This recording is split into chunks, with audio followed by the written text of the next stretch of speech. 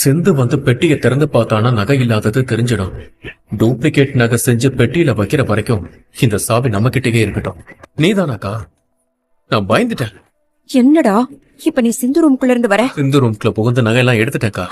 அட பாவி, பகல்லையாட நகை எடுப்பேன். யாராவது பாத்துட்டா என்ன பண்றது?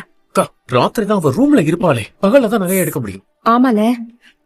சரி சரி, இத கொண்டு போய் இதே மாதிரி டூப்ளிகேட் செஞ்சு எடுத்துட்டு வந்துரு. அவ பாக்குறதுக்குள்ள அந்த பாக்ஸ்குள்ள வச்சிரு. சரிக்கா. மறுபடியும் சொல்றேன், உள்ளூர்காரங்க யார்கிட்டயும் செய்ய சொல்லாத.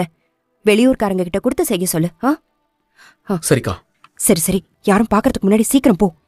போறோம். என்கிட்ட கோவில் பிரசாதம் கூட வாங்க கூடாதுன்னு உங்க பெரியம்மா சொன்னாங்களா?